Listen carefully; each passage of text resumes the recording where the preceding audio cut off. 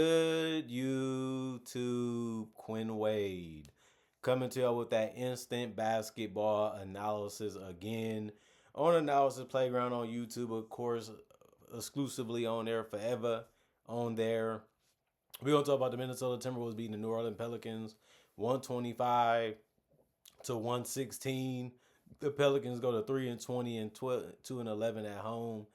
The Timberwolves go to 14-8 and 7-5 on the road. Minnesota won the first quarter 35-30. They lost the second quarter 32-27. In the third quarter 28-26. But they got it figured out and got it right in the fourth quarter 37-26. Julius Randle led them in scoring in this one. 37 minutes, 28 points. He hit layups, he hit jumpers, he hit threes, got to the free throw line because he was banging and swinging in that paint or getting to it and still being able to be strong enough to finish. And got an and one that way too. 9 of 18 from the field, 2 of 3 from the 3-point line, 8 of 8 from the free throw line, 9 rebounds, 3 assists, 4 turnovers, 2 offensive rebounds, 2 personal fouls, and was a +8 and plus minus. Every starter got in double figure. Every starter got a rebound. Every starter got an assist. And that's funny because every starter got a turnover or more too.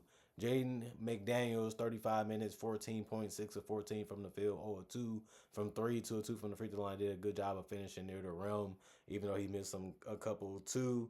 And then he had 7 rebounds, 5 assists, 2 turnovers, 2 steals, 2 blocks, showing you that he's one of the better perimeter defenders, even though he got in a little foul trouble with 4 personal fouls.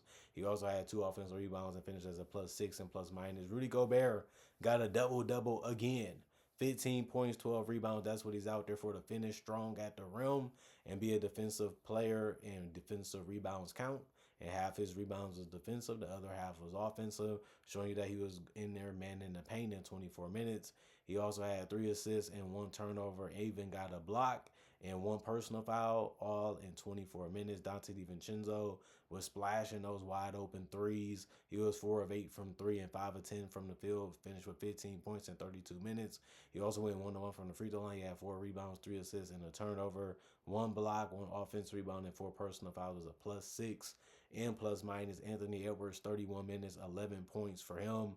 He was 3 of 6 from the field, 2 of 3 from the 3-point line, 3 of 3 from the free throw line, 6 rebounds, 4 assists, 8 turnovers, and this one a steal and 3 blocks and 4 personal fouls. He was a +10 and plus minus. They didn't need a big game from Anthony Edwards to win this one. That's a good thing if you're Anthony Edwards, showing you that you do have one of the better teams. I mean, they are 14-8, so it's good to be able to have games like this where you couldn't really get it going, but your team was able to carry you to a victory. Nas Reed was splashing threes. They kept leaving them open, and if they wasn't leaving them open, he was able to put the ball on the floor too and even get to the free throw line.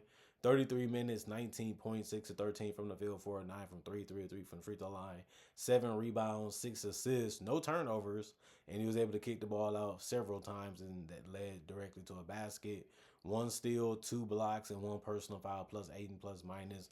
Mike Conley, 17 minutes, 2 points, but he went 1 of 7 from the field, which was a banker off the backboard that counted. He was 0 of 5 from 3. He had 3 assists and a turnover and a rebound, but he also had 4 personal fouls. A bad game for Mike Conley in this one. A +2 and plus minus. Jalen Clark kept getting open, and he was running the floor 14 minutes, 12 points, 4 of 9 from the field. He also made 2 of 6 shooting from 3 because he was mainly wide open on those.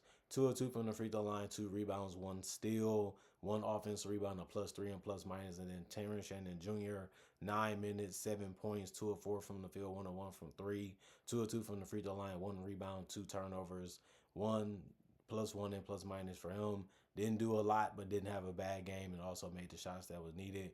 And other than that, Rob Dillingham scored 2 points in 8 minutes. He was 1 of 3 from the field, or 1 from 3. He had 3 assists with no turnover. That's what he's out there for, to use his speed and quickness to his advantage to create for himself or his teammates. But he also did get a block and 2 personal fouls. Was a +1 and plus minus. They shot 42 of 92, 46% from the field, 15 to 38, 39% from 3, 26 to 29, and 90% from the free throw line, 49 rebounds, 30 assists, 19 turnovers, 5 steals, 10 blocks, and then 22 personal fouls. And then the New Orleans Pelicans, they ended up having a good game, and they was leading in this game, but they couldn't bring it home, even though they was at home with a win. They only got 3 wins so far. They're 3-20 and 2-11 at home this season.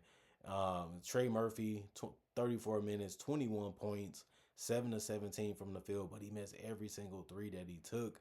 He was 0 of 5 from three, but he did go 7 of 8 from the free throw line. He also has 7 rebounds and 8 assists, 2 turnovers, 2 steals, 2 offensive rebounds, 2 personal fouls, and a +2 and plus minus. He's going to have to up his playmaking. They need the ball in his hands as much as they can get it because he can shoot, he can handle, he can get to the paint, he can get to the free throw line, he can pull up, and that's something that you would like to have as much as you can as an option. Every single starter for the Pelicans did get in double figures in points. Every single starter had a rebound in the assist, and that was really cool because they all also had a steal or more. Derek Queen, 29 minutes, 12 points, 4 of 9 from the field, 4 of 4 from the free throw line, 4 rebounds, 4 assists. Well, 4 rebounds, 5 assists, 1 turnover, 1 steal, 1 offensive rebound, and 5 personal foul in the -4 and plus minus. He's still learning how to play defense. You can bump into him, you can go right at him, and it can be a foul, or he just not going to be quick enough to protect the rim.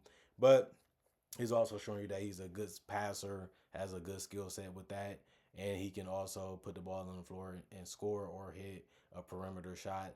But he's still not great at three, so it makes sense for him not to be willing to take them. Sadiq Bey was getting to the basket.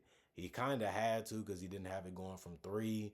He played 33 minutes, had 20 points, was 8 of 17 from the field, 0 of 5 from three, 4 of 4 from the free throw line. He had 6 rebounds, 1 assist, 3 steals, which was really good. 3 offensive rebounds, a personal foul, and a +3 and plus minus. Don't have a problem with his game. Like I said, if you're not having it going from three, you got to adjust and react the right way. And if other opportunities come, you got to take them. And that's how he was able to score his 20. Bryce McGowan was scoring mainly in the paint because he couldn't make a three. He went 0 of 3 from the three-point line, 5 of 12 from the field, and had 15 points in 34 minutes. He was 5 of 6 from the free throw line. He had 3 rebounds, 5 assists, no turnovers, 1 steal, 1 block. Finished as a -6 and plus minus. Jeremiah Fears, 34 minutes, 20 points, 8 of 17 from the field, 2 of 2 from three, and 2 of 2 from the free throw line. He is a score first guy, but he finished with 6 assists, but that came with 3 turnovers. He also has 7 boards, 1 steal, 1 offensive rebound, 3 personal fouls, and a +5 and plus minus. One of the better performances for the team tonight, and he's been one of their better players. Although he's only 19, it doesn't matter. He's ready to come out and contribute to the best of his ability, and he had another good game. Carlo was just dunking everything. I mean, he was so lanky that he'd just take off knowing he can get to the basket and finish. And some of his dunks was crazy, even the alley oop. But 19 minutes, 8 points, 4 or 5 from the field, 6 rebounds, 1 assist, 1 turnover, 1 block, 3 personal fouls, and a -5 and plus minus. A really, really good game from him. The block was nice, the rebounds was helpful, and he just had a good, efficient game. Jose Alvarado seemed like he was going to be gone, then he actually ended up leaving because his arm. 22 minutes, 13 points, 5 of 8 from the field, 3 of 5 from three, 3 rebounds, 1 assist, 2 turnovers, 2 steals, three personal fouls, and a -16 and plus minus. The scoring was there besides just shooting threes. He was able to score near the basket too, and you have to like that. And then he was also able to pick off the Timberwolves a couple of times, and that's something that he can do if you don't pay attention. Micah Peavy, 15 minutes, went scoreless, 0 of 2 from the field, 4 rebounds though, 1 assist, did have 2 turnovers and a steal, 2 personal fouls, and a -12 and plus minus. Trey Alexander, 5 minutes, was the lowest from the bench players, but he also went scoreless because he went 0 of 2 from the field, 0 of 1 from three, and had 1 personal foul and a -2 and plus minus. And then Jordan Hawkins had 16 minutes played, finished with 7 points, went 2 of 6 from the field, and 2 of 4 from three, and 1 of 2 from the free throw line. He also had 3 rebounds, 1 assist, and a turnover, a block, and then also had an offensive rebound and 2 personal fouls. And he finished as a -10 and plus minus. Like I said, he's going to shoot the three, and that's what he's mainly out there to do besides attack and try to make plays by turning it down. If you close out too hard, hit a mid-range, and make a layup, and he also can hurt you in transition. But he didn't really have to do none of that tonight because those opportunities didn't come. Plus, on top of that, he made the shots from three anyway and didn't take really too many other ones after that. 43 of 95, 45% from the field. That was 1% lower than the Timberwolves. 7 to 25, 28% from three. They shot below average, while the Timberwolves shot above average from three. 23 to 26, 88% from the free throw line. The Timberwolves shot three more free throws and made them at a 90% rate, which was better than the 88 of the Pelicans. 43 rebounds, 6 less than the Wolves. 29 assists, 1 less than the Wolves. 12 turnovers. They had 7 less than the Wolves, which was good. And then 11 steals. They ended up having 5 the Wolves did, which was less than the Pelicans. And then 3 blocks. The Wolves had 7 more. And then they also had 22 personal fouls, and the Pelicans had 22 also. But the offensive rebounds, the Wolves had 4 more than the Pelicans. And that was a game where it was close. Looked like the Pelicans can get another W, but the Timberwolves say no. We know what we need to do. We know how we need to score and how we need to execute against you guys to be able to put ourselves in a winning position. And then everybody started making threes, mainly Nas Reed and DiVincenzo. Then Jaden McDaniels came in, made some shots too, and some easy high percentage ones. And then next thing you know, the game was over. And then you're looking at the Pelicans that y'all couldn't really score, y'all couldn't keep it up, and they kept leaving guys open, making a lot of defensive breakdowns, bad communication, and just leaving guys basically wide open. And then when they did decide to help, it was just a little bit too late. That it even made an even better shot for the Timberwolves than a good one. And you got to give credit to the veterans of the Timberwolves for knowing how to attack, when to attack, and how to continue to play as a team when the defense do break down from the Pelican side of view. But young teams are going to do that. Plus, they don't really have a rim protector, and they don't have the greatest three-point shooters or the greatest ball handlers when it comes to scoring. No Zion and stuff like that also. So this wasn't the greatest version of the Pelicans, but it doesn't matter if you're the Timberwolves. The goal is to get the win, and as long as you're getting the win, that's all that really matters in this regular season, in the playoffs, and in the Cup, and even in FIBA, even in the Olympics. The goal is to prepare to get a win. And whoever shows up, whoever in front of you, it doesn't matter as long as you get the win. And they got that. Comment, like, subscribe, share, hit the notification bell to get the analysis when it first come out. I also do conversation videos just like this, but about various other different NBA topics. Also do breakdowns of real footage of legends, current legends, rookies, and also future stars. Also do mock draft and draft coverage too. Not only that, also, I have over 4,000 videos already on my channel that you can watch right now, and it's all for free. And I try to upload videos every single day throughout the day.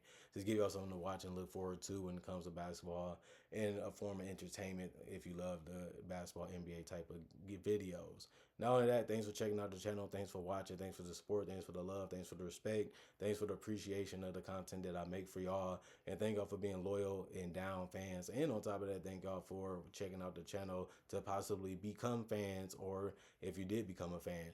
Other than that, y'all stay blessed. Y'all stay good. I'll see y'all hopefully later today with more analysis. Peace and enjoy y'all day.